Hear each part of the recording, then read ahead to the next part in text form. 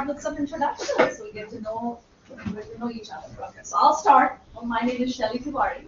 I'm the Director for Faculty Development and Student Success here at the college. I am also a tenured faculty member, taught in math department for about 10 years before stepping onto this role. Truly enjoy being among faculty, and when I was told you should do this, I said, absolutely, you should do this. I think I hear questions, how do you do this? And I think this is a good time-saving strategy to also bring a cohort and community of learners, right? And this is our first pilot, so we're not saying, as you can see, agenda, that this is all. This came from, again, critical input from the deans. I discussed with them, what do you think this year is needed? What information do we need, right? So I thank them for all their input. I will be looking out for them. For the Dean Bartley has been a great partner. She will be a co-lead for today's presentation as well. So basically, this is a pilot. Give me feedback. I'll be doing a survey. Tell us how we can improve. But we gotta get started somewhere, right? Okay. So Shelley Tiwari, and we will start with. I'm a oh yes, yeah, yes. That one get mine Thank you. Good morning, everyone. I'm Jeanette Bartley. I'm the Dean of Arts and Sciences. My office is directly below here. I've been Dean for 2 years. Feels like 15. 15 wonderful years in your life. There you go. 15 wonderful years. Okay. I've been Dean for 2 years, and when Shelley asked me to give her some feedback, it made sense that I think as the senior, can I call it the senior dean on the academic side, it kind of made sense to assist Shelley with this. I'm still learning things, and my team is still learning things, and we're helping our chairs, even our experienced chairs, kind of navigate this world of training. So it just kind of made sense that we did this together so that you have a voice of someone who you will be looking to for a lot of the things that you'll be doing. So welcome, glad to see everyone here. And now we'll start. Good morning, everybody. Good morning. I'm Zach Morris, and I am the full-time barber instructor and barber chairperson. Welcome. Welcome, Zach. It's up to you.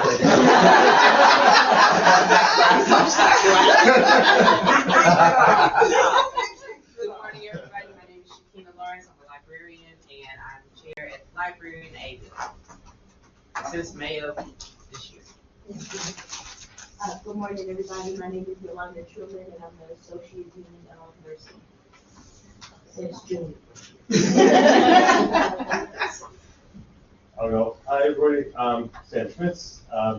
In the horticulture program, I'm the only full-time faculty member and chair. I've been chair since August 12th, so still pretty new to this. Figuring it out, but it's been good so far. Well, good morning. My name is Julia Willis. I'm the Dean of Students. I've been here almost 5 years in November. In this role, 2 years-ish. I'm still new. I'm still learning. I'm coming home. Hi, everyone. I'm Chloe Meyer, Dean of Academic Success.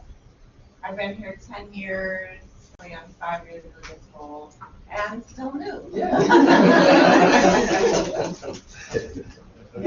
Good morning, everyone. Panos Chichirichos, Dean for Business and Technology. On September 4th, will be exactly 9 months. I claim to be student for life, and I am taking a class right now. It's great to be back. I've been here before in different capacity. We have a lot of great programs, faculty, to be able to engage our students, and certainly the responsibility of the chairs, something that anything we can do to support them, we're here to do. So, please reach. Say you had a life sentence here.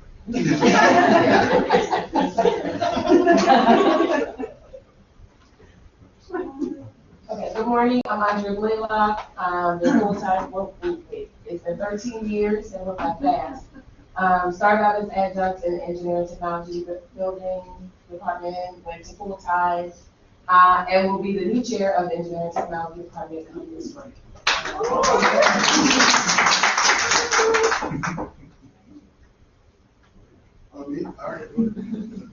I'm Troy Moran. I am new to the Chicago area.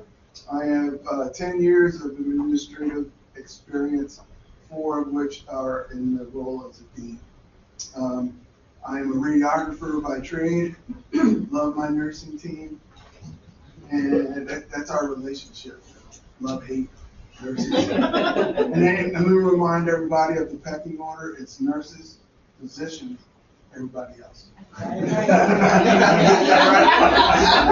wait a minute. Those other people. That's how medical is run. Nurses, physicians, everybody else.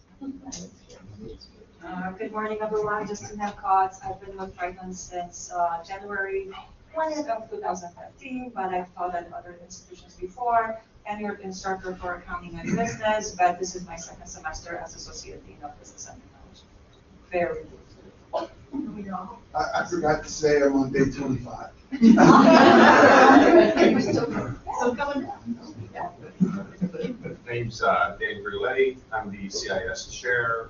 I've been faculty elsewhere for 23 years at universities, but I've been here for 1 year and was the chair from the beginning. We have 1 other faculty full-timer and then 12 or so adjuncts, so it's going to be challenging to keep maintaining our programs, 18 different programs in the CIS. So we'll see how it goes. I'm Mel Louts. I'm one of the 2 associate deans of arts and sciences. I have been at Triton for right at a year, just a little bit over a year now. Before that was a chair at another institution in English. Good morning, everyone. My name is Mike Crenshaw. I'm the other associate dean of arts and sciences. I've been here since May of 2023, almost got to the year. May of 2023. Before that, I was faculty member for 20 years. And similar to the vice president, I walked in as a chair, untenured. So that was a chair for 11 years. Okay, so for those of you who ever need any help at all, being a chair, any advice that you need, especially being untenured, if that's your role now, trust me, I can help you with that. Both of your input will be extremely valuable in your administration and also have a lot of chair experience. So great, thank you so much. So once again, please. Friday. It's Friday. Hi, my name is Tracy Wright. I have been faculty here for, I think, going on 22 years. I am the chair for counseling and wellness support services over in the A building since July. And if you haven't been over to see our space, come check out our living room because it's a great place for students to come and be able to relax and get some supportive, quiet place to kind of take a break from your day sometimes. Sorry, I didn't email Leslie. You reminded me. Thank you. I'm Hunter Steckmeyer. I am just stepping into the chair role. I stepped in like when we came back for the semester, so it's been what, like 16 years. Just saying. I am on, so just a tenure track. I'm on my 3rd year of tenure track, submitting my portfolio this November. So see if Trey wants to keep me. But I teach early childhood classes primarily, but I've taught a couple of our education classes as well. I think that's it. I don't know what else to say. If you have any questions, just ask me later. Nancy Rizzo. I've been at Triton for 7 years. Chair of the Radiologic Technology Program since Kelly Lee.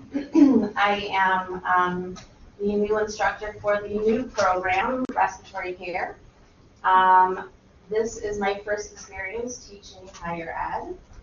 I came from 26 years at the bedside in my field, and I will be chair in the spring. Introduction. Sorry, it's Friday. Okay, great. Well, now I can say officially congratulations again. for stepping into this really important role, professional roles, right? You are a faculty member, now you're going to be leading your department, leading your faculty, all your peers, right? So when we're putting the agenda together, and again, I want to thank Dean Bartley for being my co-lead on this. Well, so many topics, right? So much goes into this role. So we thought, well, what should we start with? Well, let's go over what is the chair role? What are the roles and responsibilities of the chairperson?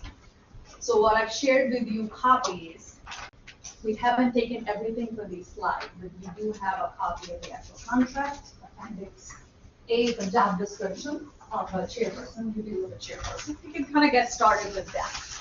Taken some things, we're going to elaborate a few things, clarify, and again, things welcome to the next to provide input. Everybody have a copy? No, we need one more. Okay, perfect. You have more. So, We may have to make copies. okay. I'll If you make get copies. one and then ask for. So, put together a small presentation. Okay, so let me start by saying I don't like PowerPoints.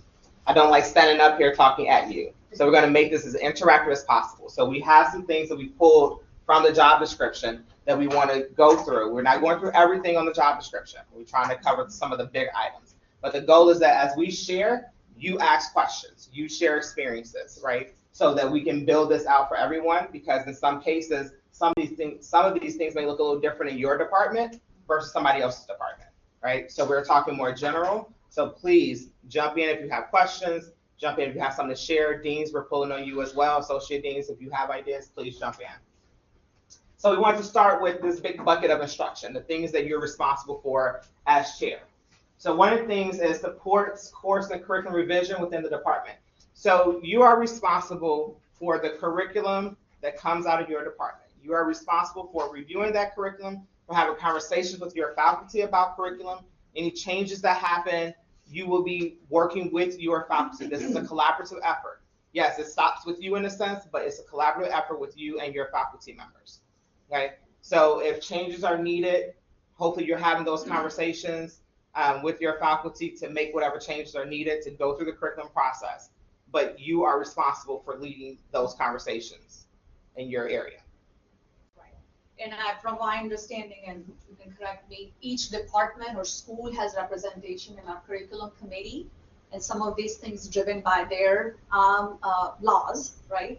So communication comes from the curriculum committee chair, and the courses are expected to be reviewed once a year, and the curriculum is on a 5-year program cycle. So all of that information should be coming to you. Either you will be serving in curriculum committee or you have a representative.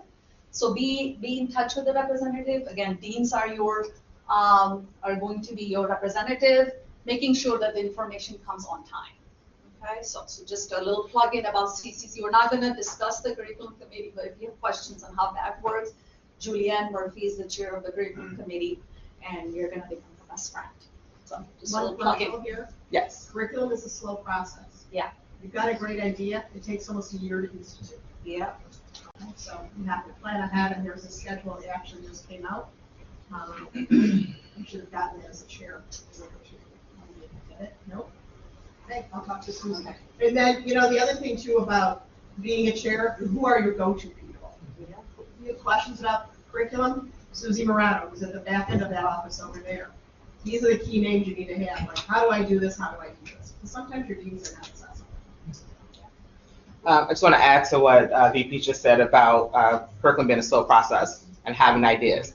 Every new idea does not need to turn into curriculum. Just throwing it out there. Seriously, it should be a conversation. Yeah. Do our students need this particular thing? What are our target audiences? Like, you should be having those conversations. Just because a faculty member or yourself is passionate about something does not mean that it needs to be a course or a course right away. Maybe it's something we think about long term in your program, but that's part of the conversation, right? Everything that comes to you does not have to become a course. I think that's important, because as deans, we get a lot of ideas about courses, and we have to sometimes say, nope, not right now. But that needs to start with you as chairs. Please jump in if you all have questions. Don't wait till the end. If you have questions, jump in. Okay, support classroom, course, and program assessment efforts. This is a huge one. We're not gonna spend a lot of time here on it because there will be more information coming around assessment in general for the college. But you are the leader for your department around curriculum and assessment. So chairs this morning should have gotten emails from your dean about assessment, things that are due October 1st. So we're asking you all to be accountable for the work that happens in your department around assessment, whether it's at the classroom level, the course level, or program. As you're doing your classroom observations for your faculty that are on their evaluation cycle, you should be having conversations about assessment in their classrooms. You're not just going in to see what they're doing in that moment. Yes, you're doing that, but you should also be talking about how do you know students learned? How do you know they got what you want them to get? How do you know you did a good job? You should be having those conversations with your faculty always. Because if we come to you as deans and say, what's happening around assessment in your department, I need you all to be able to speak to that, right? Even high level, I don't need to necessarily be in the weeds with it, but I need you all to be able to give us information around assessment. Mike? Yeah, one of the things that I did when I was chair is I made that an item for every department meeting that I had. So for every department meeting that you have, make assessment an item that you talk about.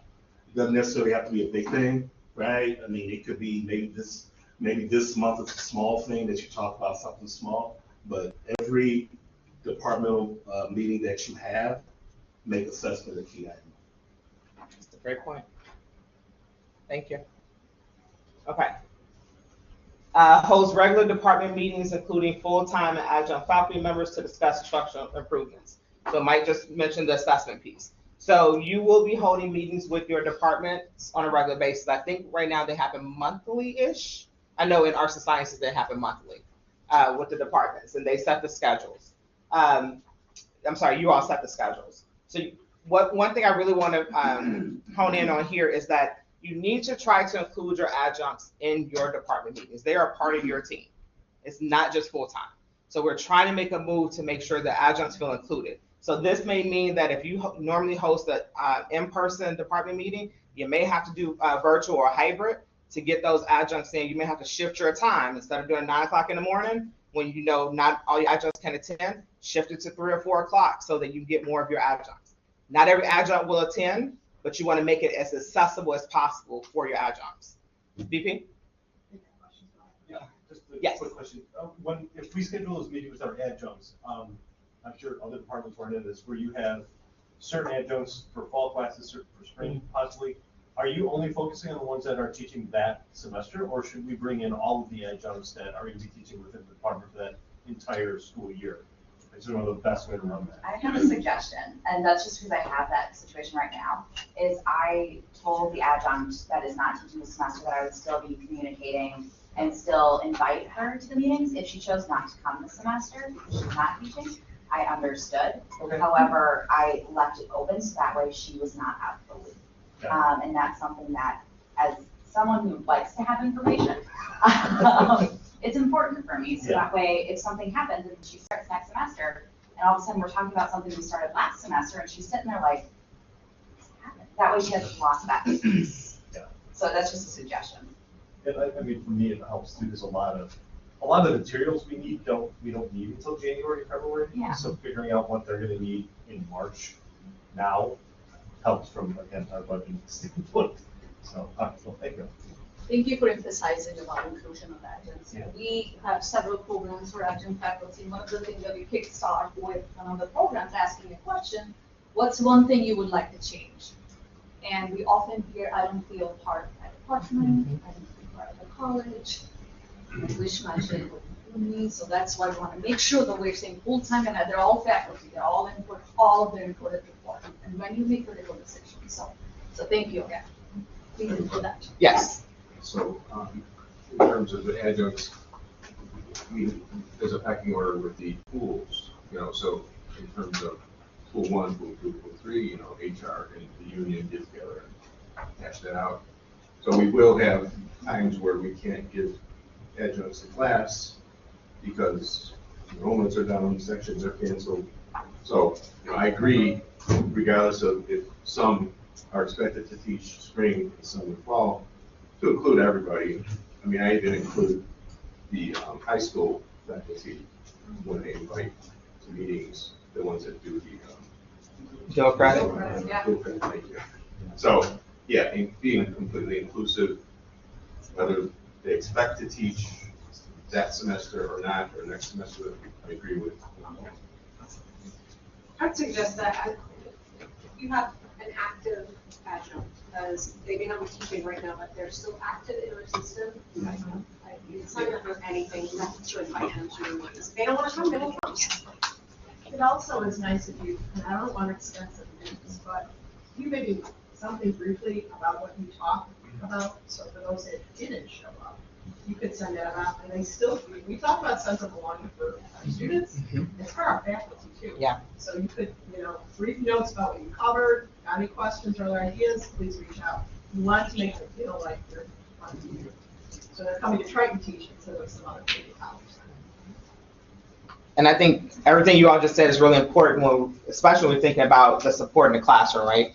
Adjuncts are our instructors too, just like our full-time. So when we're talking about assessment, and we're saying that we need artifacts, whatever, we're collecting those things from adjuncts as well. So we can't just only include them when we need something. We have to make sure we're including them so they feel like they are part of the community and part of the department, because they are. Okay? All right, any other questions about this? All right, encourages continuous improvement in teaching and learning. Again, this is at your department meetings, this is you going into the classrooms, this is you having conversations with your faculty on a regular basis. It is important that you, as the leader of your department, are leading these discussions and empowering your faculty to have these conversations, even when you're not present, right? So they should be having conversations with one another about what teaching and learning looks like. One of the things that, and I'm speaking from arts and sciences perspective, one of the things that we noticed in the dean's office as we were doing observations is that we have a lot of faculty doing really great things in the classroom, but they don't talk to each other. Even in the same department, they don't know what each other do in the classroom. So we may have someone that's really struggling with engaging students, and we have 3 or 4 instructors down the hall from them that are doing that really, really well.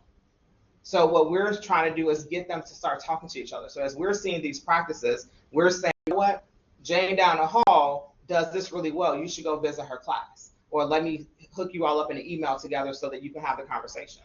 We want you all to be doing that as well. As you're seeing good things, as you're seeing your faculty struggle or they're having successes, share those things as a department so you all can boost each other up, but also learn from each other.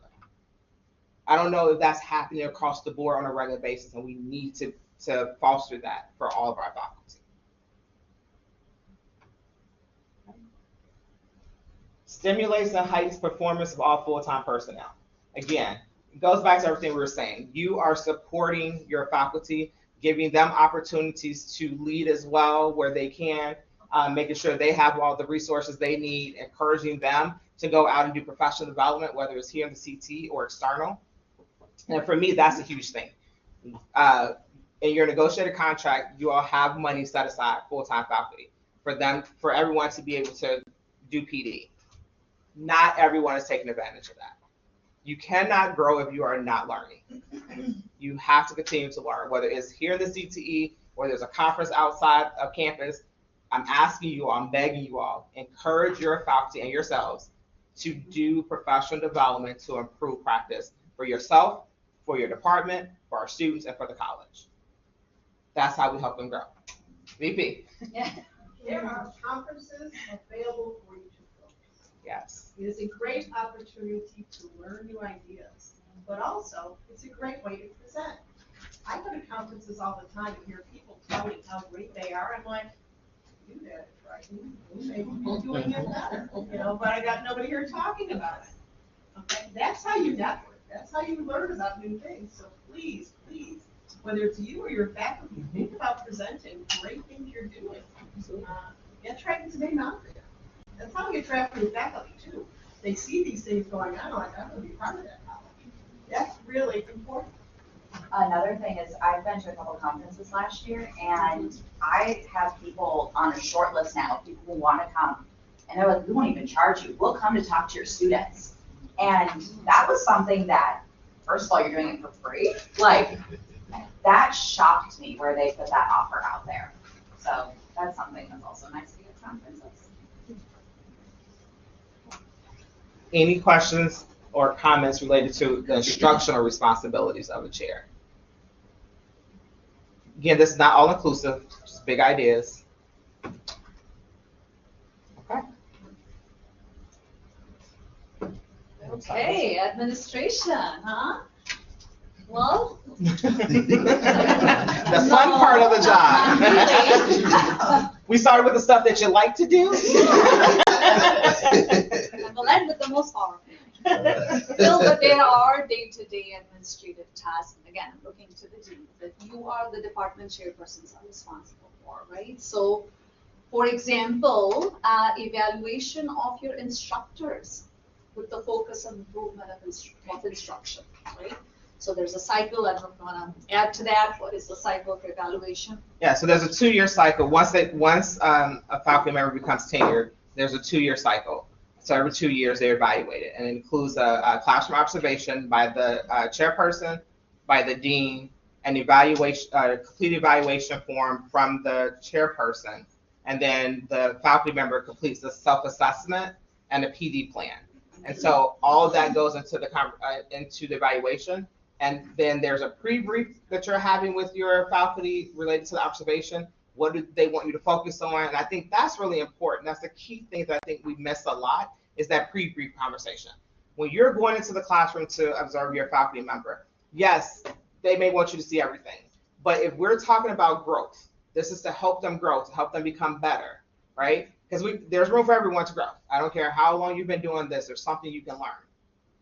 So that pre-brief is, what do you want me to focus on that's going to help you to grow and get better for our students?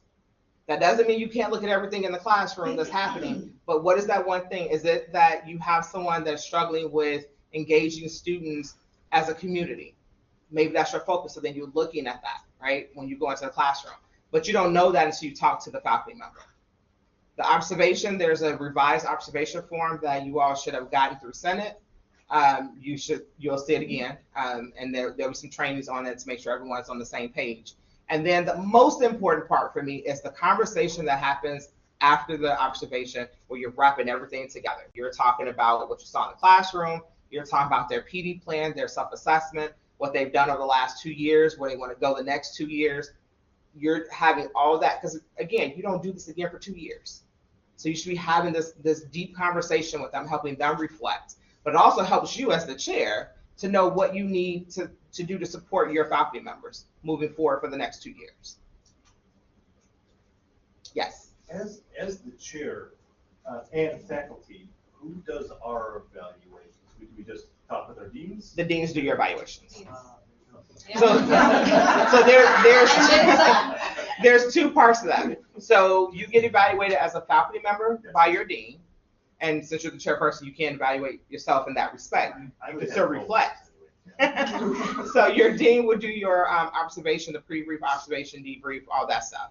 Have a conversation. For a chair, you're evaluated every 3 years. Okay. So that's separate from your classroom 2-year cycle, observation cycle thing. Okay, so it's 2 different things. Yeah. And then as a chair, it's your dean that evaluates you and your faculty members. They do it anonymously. Well, you have 1 person, 2 people, so you'll know. But they complete a form that you complete. You do a self-assessment. They do the same thing for you. It comes to us as the dean, not to you, and we use that as part of our evaluation of you. That makes sense? Yes. Great question. And we have a separate agenda on the evaluation of chairs. And Yeah. how that process looks like a little bit down the semester. Yes. All right, well, supporting your tenure, well, not only are you supporting and guiding your tenured faculty, which Bartley beautifully commented on, but you're also supporting your new tenure track faculty, and also do not forget your dual credit faculty. I know I oversee the tenure track support program, so I get this question sometimes, not all the time, like, okay, so I have this thing or issue come up with a student or something. Should I tell my chair or should I tell my dean? And I said, no, your chairperson is absolutely your first person that you interact with. And remember that you're the one, the chair will be the first person who, and again, please correct me, who will be recommending you for tenure or for renewal of your contract. And any issues that comes up, chairperson should absolutely be the first person to know of, right? So make sure that you're supporting your tenure track, you're regularly in touch with your faculty, and addressing issues as they come up. I want to go back to the first bullet because I realized I left something out. Yeah. Your adjuncts have to be evaluated as well. We just focus a lot on full-time, but your adjuncts have to be evaluated as well. And they're evaluated every year and or as needed. So if you're having some issues with your adjuncts or you feel like they're not progressing the way you want them to, you can observe them every semester. So this is where that contract comes into play. You need to know the full-time and the adjunct contract because there are key pieces in there about evaluation, okay? But they're evaluated every year. Now, adjuncts are not evaluated by the deans. It's the chairperson's responsibility to evaluate adjuncts, okay? But if you have issues, and you're like, I'm not sure about this, or I need a second opinion, that's where your deans come in. Then you can ask your deans to do a follow-up observation. But that's solely on you all. Yes? So in the chairperson department duties, Mhm. it says is responsible for non-faculty supportive personnel within the department, i.e. aides, lab aides, and time cards. So they're supposed to be signing off on the weekly time cards for non-faculty. What is it, the deans? Can you say it again so if you can hear you? Under the duties for the department chairperson, it says is responsible for non-faculty supportive personnel within the department, i.e. aides, lab aides, and time cards. Right. So that's for the chairperson to maybe sign off on the administrative assistant time If you have an card. administrative assistant, if you have a lab aide or Lab coordinator. your retention specialist, but you'll be signing off on those. The chairperson or the associate dean? Depends on who they report to. Oh, So if they okay. report to a chair in their job duty, some, like in the science department, we have lead instructors, and so they report to that instructor instead of the chair. Oh. So it's the job description says who they report to. Now certainly if that person's not there, administrators list that. Okay. But I also just share that a lot of you have dual credit opportunities in your programs. You know, this is a misnomer. They are our adjuncts, okay? They are hired like our adjuncts here at the college. They have to meet the same standards as our adjuncts here at the college. So please don't not include them in anything you're doing. They need to know the trends. That's why I'm saying notes to a meeting. You're not going to get the high schoolers to come here, high school instructors, but they should know what we're doing here in the college. And FYI, when you're looking for people in the summer to help you teach, they're qualified. Bring them in. They're looking for extra money in the summer or during the year too. But think of them, they are your adjuncts. They're treated by the college just as adjuncts. So please don't forget that. And I would just say, I would change that administration to the word impact. Because these are the things that you do as a chairperson that have the biggest impact on your program. Leading the new faculty, making sure the budget is where it's supposed to be. These are things that make your program run. I would change administration to impact. Okay, I like that. Yeah. Christina, quickly add to what VP Campbell said, the dual credit instructors, if they're teaching at the high school, they're all set up. However, if you want to bring them to teach on our campus, please make sure to send them to the HR office. There are just few, details that they have to provide so they get paid here from our funds. Thank you. And then management of departmental cost center budget. I know there's a budgeting session. I think it might be the next one that we're gonna have more discussion on. But yes, you are absolutely responsible for your cost centers. So many decisions you'll be making in the current budget, right? Where does this money go? A conference to attend, or the faculty wants this for this classroom. So you're absolutely are responsible, and we'll touch upon this a little bit later this semester. Day-to-day administration of the department. Would you like to share some examples? What's expected? Everything that happens in your department goes through you. Administrative. I think some of the key things would be if you have a instructor that's a faculty member that's absent, you need a sub. So you'll work with your dean's office to get a sub if there's a sub available for that. If you have a faculty member that's going to be absent, they should be emailing you directly. And if you have a program assistant, your program assistant, I ask that they also email the dean. They put us on that just so we're in the know that they're out. Other day-to-day, help me out, deans. Other day-to-day. I think in the contract say the dean's office has to be open at 8 o'clock. Yes, I think it is 8 to 5. So I mean, they made sure to tell the chairperson and the dean's office has to be. Yes, so they should email, the way it happens at ANS, they email the chairperson and copy the dean, and so that we're all on it at the same time. Yeah. But she's right, there is a time in the contract, I think it is 8 a.m. they have to notify us by. Mike. Also, make sure that your faculty are showing up to class. We good. have that issue. Yes. Please make sure that you do that. One of the things that I did when I was chair is that I walked the halls, especially the first 2 weeks, to make sure that each and every faculty member was there. We had that issue, we've already had that issue this semester, so you really want to stay on top of that, because I promise you, students will come to you and they will complain that so-and-so teacher did not show up. We've had that happen already at ANS. So that is just my recommendation. At the beginning of the semester, at the beginning of the 14-week, at the beginning of the second 7, walk around, make sure your faculty is actually there. And then also make sure that they're actually staying the whole time and not letting class out a half hour when a class is supposed to be an hour and a half or 2 hours. We've had that issue. I would suggest that that tends to be more of an issue later in the semester, as Yeah. people start to get tired and Yeah. they're like, I'm gonna skip this part. Yeah. And not only that, they get tired, but they think that they think that you're quote unquote comfortable, and they think that you're not paying attention. So a good time to really get them is around mid-October.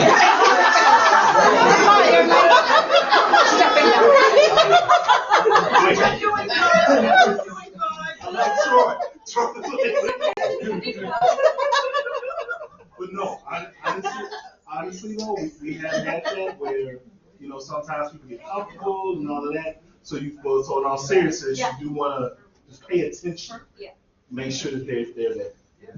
And lastly, there is no more remote option. Thank you. Yeah, people still think we're operating under the auspices of COVID. Oh, I thought I could just teach at home online. No, when they sign up for a face-to-face class, you are teaching face-to-face, period. Yeah. So obviously this has been an issue. It's a hot, heated topics. But again, our students sign up for a class. Yeah. And they gotta get through that whole course, objectives and outline. And when you're cheating time out of that, you're expecting them to perform at this level when you perform, not you, the faculty's perform at this level. So you've gotta give them a fair shake to be successful. That includes being on time. They don't keep you on time. I think the last slide actually. Class starts at 9, I'll throw in a 10 after. Yeah. You should be there to welcome your students. Yes. And talk to them. Exactly. Yes. Great, love Thank the you. conversation. All right. You're also supporting your departmental staff personnel too, right? With some of the ways that's just been shared. And then developing a schedule of classes, whole other topic. There's a lot that goes in there, and we're gonna touch upon that, but you will be closely working with your deans to develop a schedule of your classes on your department, so. Great.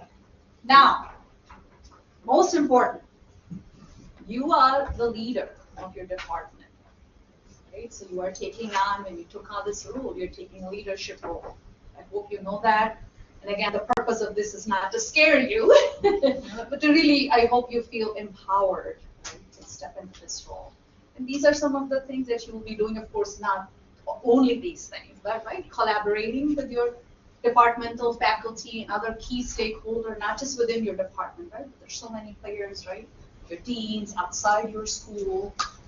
We talk about strategic plan, we talk about accreditation, we talk about goals, mission. How do you contribute? How do you work with your departmental faculty to achieve your department goals and college's goals, right?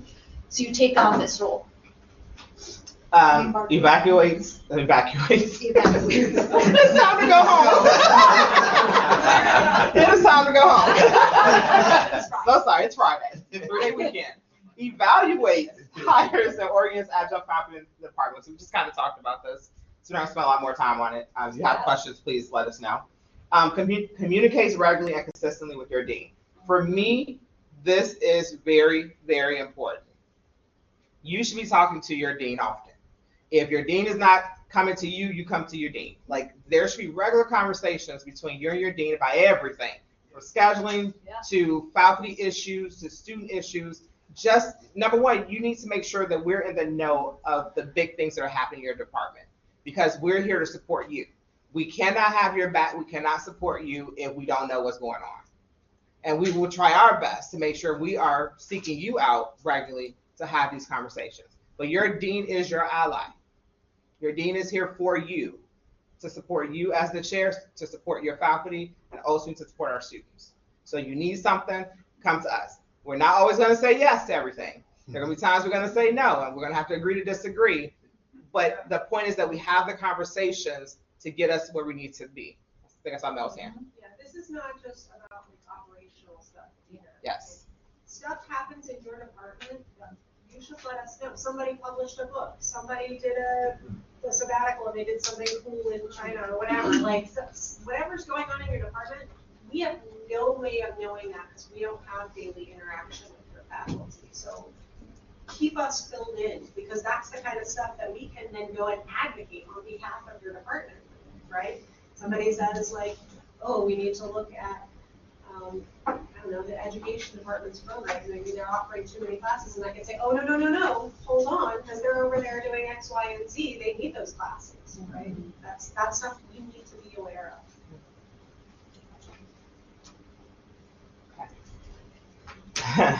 Holds difficult conversations with faculty for the benefit of students and departments. This is a hard one. Yeah. It is hard to have difficult conversations with your colleagues. They are your colleagues, and we get that. But that's part of your job, is to have these conversations. If something is not going right in the classroom, you have to have the conversations with your faculty. If you need to talk it through first with your dean to get feedback, or talk it through with another chairperson, great, do what you have to do. But you have to have these conversations. What we don't want to happen is something's going on in your department, and let's say it has to do with one of your faculty members, and then they come to us, and it's the first time we're hearing about it, and we didn't hear from you, or you didn't deal with it. That's a problem. We're not saying fire anybody. We're not saying write up anybody. We're saying have the conversations so that whatever the behavior is can be either nipped in the bud, or you're supporting them in whatever way they need. And then we can support you as you support them. Because we have to have hard conversations with faculty as well, right? But you're the first layer of that support for faculty. So you will be having these conversations. And if it's your first time having it, bless you. Come to us for help. I mean, they have to respect that you're in a role here. You are advocating Yeah. for the students and for the department. Yes. And so, just like a student would rather hear something from their teacher than the vice president, your whole faculty would like to hear it from you. Mm-hmm. You understand what they're going through, and we find a solution. I don't want this to grow anymore, because it's going to impact their program, and I want to only show good things. I will tell you, when I started here, I was told, you fly under the radar. You only let good things be known about your program. Squash those things early on when they're a problem. Don't let them grow. And that's how I operate. People only heard good things about me from this. Did I have challenging students? I certainly did. But I tried not to ever get those up to the dean's level. And if I was going to the dean for help, like, how do I do this before it's coming up to Absolutely. I think it's important too, when you have those conversations, they're behind closed doors, of course, and you're hashing it out so you can get uncomfortable to get comfortable, to support one another in what you're trying to do. So I think just having it, sometimes you just have to dig in and say, okay, this is what is brought to our attention or occurred or whatever, but as long as you hash that out, you understand, you get to know your person, you get to know your team and your group, and then you work well together in regards to figuring out what the needs are and what's best suited for your department area. I will add to that based on what you said and what VP said. Your faculty will respect you more if you're the one having the conversations with them versus me or versus the dean. Because if it skips you and comes to me, they lost all respect for you, right? And they need to be able to respect you and trust you as their leader.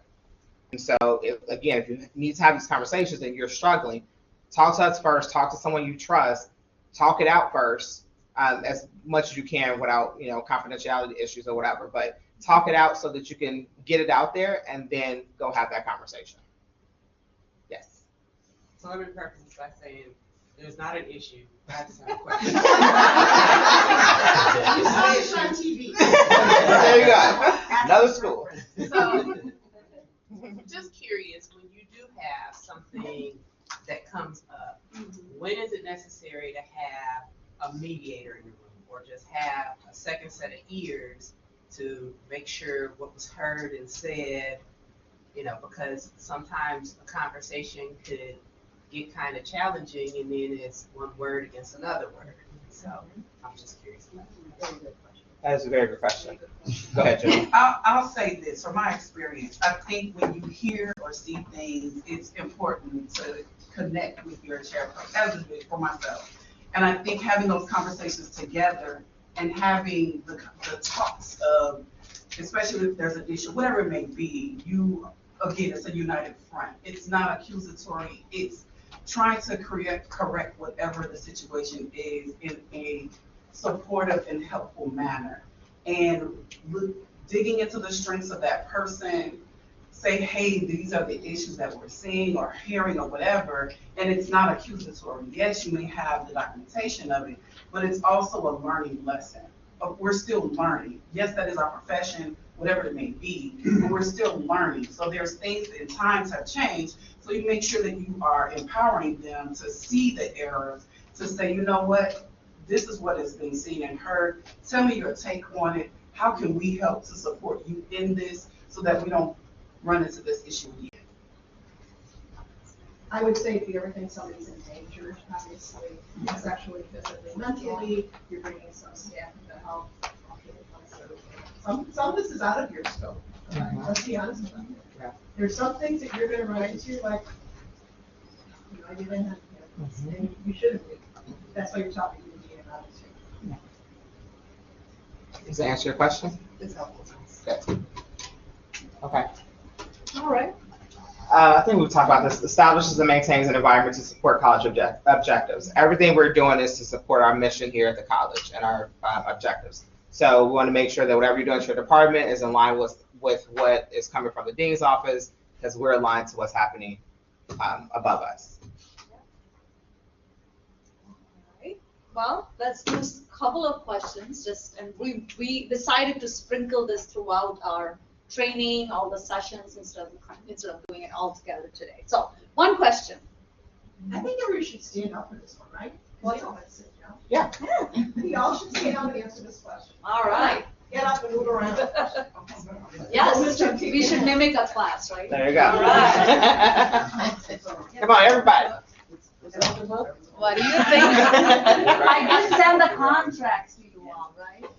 Oh, there you go. Okay. All adjunct faculty members are required to be what? And within how many semesters of hiring? No dean can answer this. Yeah, no dean. Don't want to see any hand raised. No associate dean, no dean. Okay. Okay, I heard train. Pedagogy and ultra training.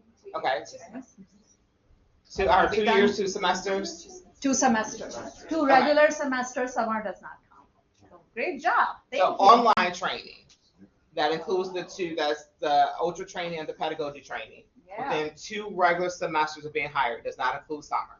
So if they get hired in the spring, then they need to be trained by the end of fall. Am I correct? Correct. They can only teach face-to-face until they have online training. If they do not complete that training, we say regular, everything in the contract is about regular semesters, that's fall, spring. If they do not complete that within the 2 semesters, they are not hired back until they get that training. Now, semester 3, they could be here getting training, and then you can hire them back the next one. And here's another little caveat to that too. If you are teaching a yoga class, you're not going to be doing anything with Blackboard, let's be honest with you. So there is a waiver for that. And it goes through your dean, and then it comes up to me and I approve it. But I am not signing waivers for forever, because we have a lab person that says, oh, if that's a lab class, I don't have to do it. You can do Blackboard with lab. Yeah. So that person is going to deny you this time. We've been doing this now for years, we're done. You get some training. Sorry, we enjoy having you here, but that's the expectation. Any questions about that? And I'll be sharing another handout that'll give you more detailed information about, oh, what if I have this, or what if I have ION, and what, so all of that. It's also posted in our CT SharePoint page, but we'll take a few minutes to discuss today. Okay, next question. We could sit down. No, stop standing. We're almost done. Yeah, almost done. Promise. Okay. You have the clicker. Yeah, Oh, I have the clicker. Okay. All right. Per the adjunct contract, adjunct faculty members are expected, required to participate in program level assessment, course assessments, general education outcome assessments, all the above. All of the above. Which one? Deans and associate deans don't talk. Everyone else. I heard D, 4, all the above. And does everyone agree? I heard sure. Okay, gotcha. Okay, so the answer is all of the above. Adjuncts are faculty members. Everything a full-time faculty member does in terms of classroom, program, course, your adjunct should be doing the same thing. And again, you're responsible for making sure that that happens. Okay. Question? Okay. Per the full-time faculty contract, the goal of non-tenured faculty evaluation is to recommend continued employment, improve the instructor's quality of instruction, for faculty development, all of the above. All of the above. Everybody got that one. Please notice there's nothing punitive in that. Yeah. Nobody's going to lose their job in evaluation. It's all about improvement. So these 3 questions for today, and we'll sprinkle on more questions, more trivia questions. Be in the lookout, keep reviewing our contracts like a book. And then, Dean Bartley, you wanted to go over, I already gave you the chair job descriptions, the same thing, we already went through the slides. We'll talk about academic calendar. So I'm not going to go through like each one of these, but in your contract, so you see this is my little handy contract, I carry it everywhere, it's my Bible. Should be yours as well.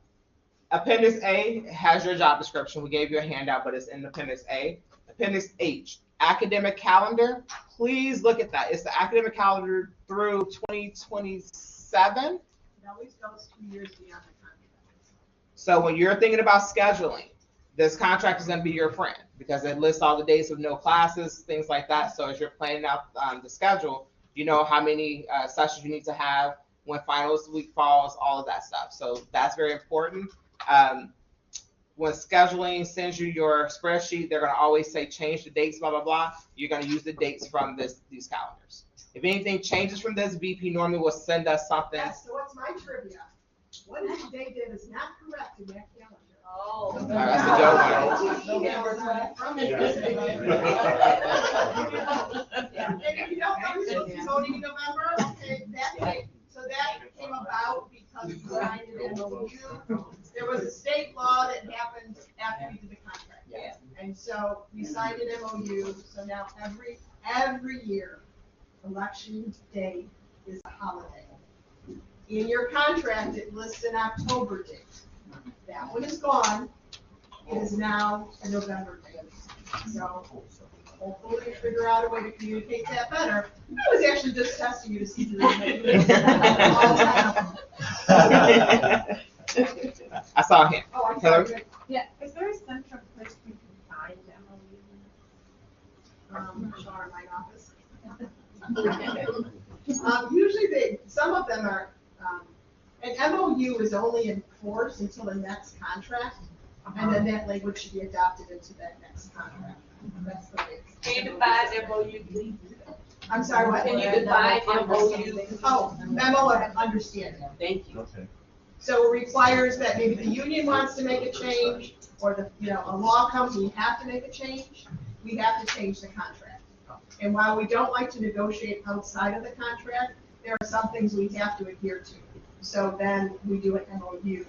It's written by our attorneys, the union signs it, the president signs it, and then it's enacted. But it is only active until the next contract, and then it's rolled into it. Thank you. We do it for summer out. Page 47 is about evaluation. So make a note of that. You should read that, like memorize that, tattoo it. Yes. Page 62, online course development. Read through that. We'll talk about it later. Somewhere in here, we'll talk more about that. Well, we want to give a chance to the deans to bring up any other last minute requests. Will you share this PowerPoint? Any other pages that you want the chairs Yeah, we'll to share. choose special attention. Always bring your next. Otherwise, yes, you're right, I think the whole contract should just. Okay, I think this is the last item. And because this question can come up, and also this is one of the areas that I do like oversight on, online training. What's excluded, what's included, and timeline, and where do we get this communication from, and what's the role. So I just want to take a couple of minutes, and you will get this from the new adjuncts.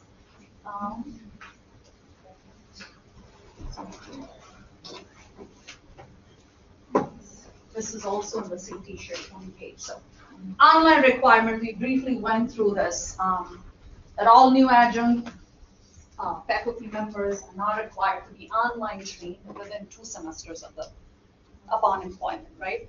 So what goes on into the training? Certainly, we have our in-house training that our instructional design team developed. This is a 2-part training. One is about our own learning management system, which is Blackboard Ultra. We recently transitioned. Few remaining classes to transition, but I think everybody's pretty much in the new platform now. So learning about the Ultra training, that's the first step. From my understanding, upon hiring, because we don't add them to the training, I'm thinking someone does, either HR notifies, technology, Humberto Espino is the AVP of technology, but they have access to this training. So there should not be any question. By any chance, if you find someone saying, well, I can't see my Ultra training, just send them to the CT. We'll let them. We can do it. But I think this is the process we establish. You get hired, you get onto the Ultra training, you have access. So in that Ultra training, that is a self-paced, self-taught training. They can take their time, but remember the time frame is 2 regular semester, during which they have to complete the Ultra training and then next training, which I'm going to talk about in just a minute. So Ultra training has to be completed. It has quizzes. Certainly there is support. If there are questions, they come to me. We have help, instructional designers have help. But there are quizzes that have to be done, and it's all there in the first self-start here module. It explains that. So it's all there. But they have to have the scores of 80% or above in all quizzes. Once they have completed, Laura Wagner here checks the grade book there, and then I approve it and say, okay, good to go. So we send them the certificate of completion.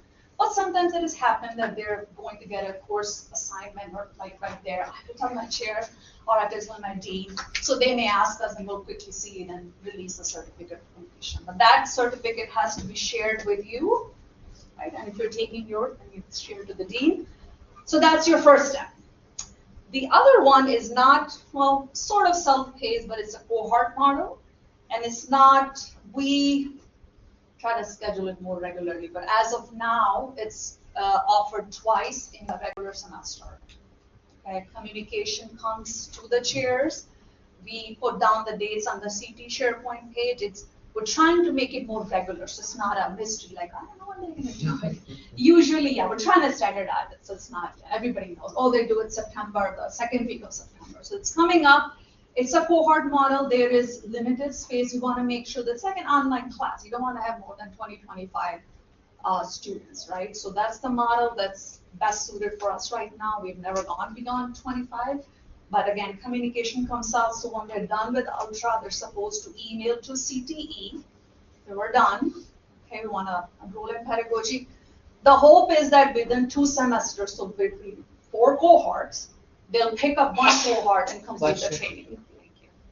For any reason, as we always say, okay, all online courses not done. For any reason, having issues or they need to move to the next cohort, do let us know. It has happened, but we're there to support. If there's an assignment they can do, a pedagogy assignment or an assessment assignment, we have help. So we always say, let us know, don't just disappear from a class, right, or stop showing and submitting assignments. So it's just like trying to mimic an actual class that they might be teaching once they get online training. So certain requirements for that online pedagogy training.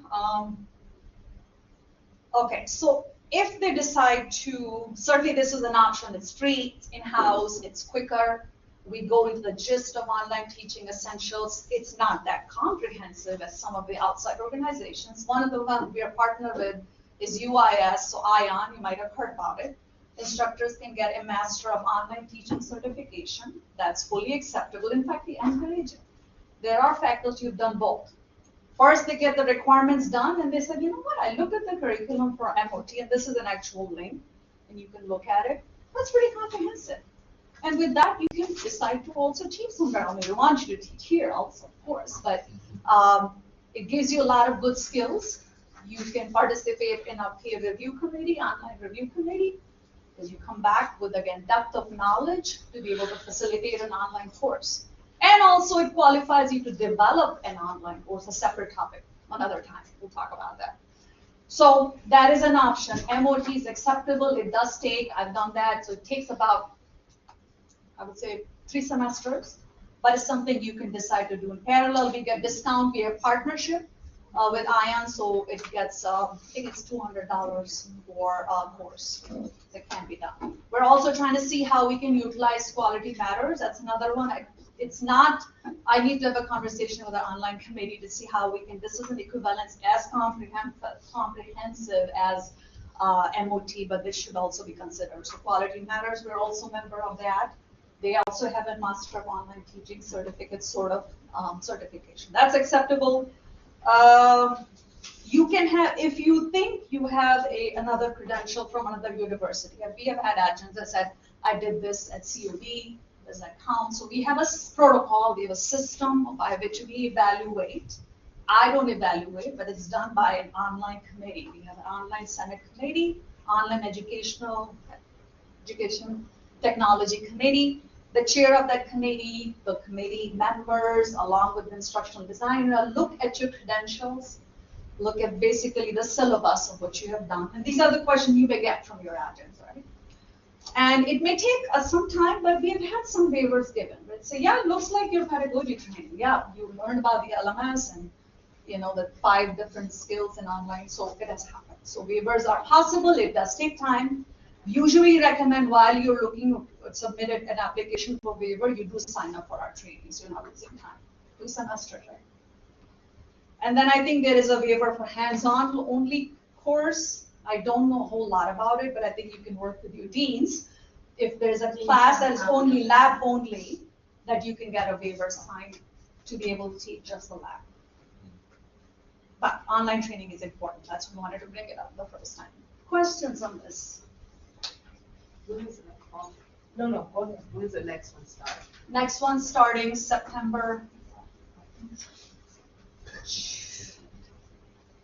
It's usually after Labor Day. Okay. September 10th, I think. Yeah. We'll announce. We're trying to get a more consistent communication method so the deans know. Cheers. September 9th. September 9th. There we go. How many times a semester do you run it? Twice. For now. I like to do more, but there's a lot that goes in there. There's facilitators for each module to look at their There's benefits in having our own faculty, online experts run the module along with instructional designers. So it's working well. We've never had to turn anybody away. So it's okay. Questions on online training requirements? Yes, we want our faculty, all faculty, to be able to, again, teach online. God forbid we go on the remote again, how we facilitate the classes. And yes. There's a question. So with the session that starts on the 9th and it's a cohort, like do they meet weekly or? Online cohort. So It's asynchronous, it's 100% asynchronous. Oh, okay. Just like a fully online course. By cohort means everybody learns together in these 6 weeks. 6 weeks. We've made some recent changes, but I think the length of the course has not changed. Yeah, absolutely. For all like the logistics. And there's no other requirement other than the ultra certificate, ultra training completion. And we'll work with you. Okay. All right. Any other questions about anything that was covered today? I'll review, I'm sure. They knew all of this already. So really Yeah. quickly before you leave, look at the schedule really quickly. Yeah. For the upcoming sessions. I just want to make a really important plug for the next session, which is Friday, September 20th. 2 things are happening there that are, well, 3 things, but 2 I really want to point out. We're going to go over the observation form. So please show up for that because you will need to know how to use that form. And then scheduling classes. So I think around September 16th-ish, you will be receiving the summer 24 and fall 24 schedule, so you can start planning for summer 25 and fall 25. So you'll get those schedules then. We're going to have a session on how to work through those. So I just want to point that out. You'll get them around the 16th. Then on the 20th, we have this session. We're going to spend time actually making sure you understand how to work through those schedules. Does that make sense? So just want to put that plug out there. All the sessions are important, so please show up for all of them. Yeah. But the next session, please come with questions about your schedules, questions about observations, because that's what we're going to focus on. Cool. All right, thank you all for your time, for being engaged. We really appreciate it. Enjoy your holiday. Yes, enjoy your 3. Now you can evacuate. Please be in touch. We'll see you in 3 weeks. Keep reading the content.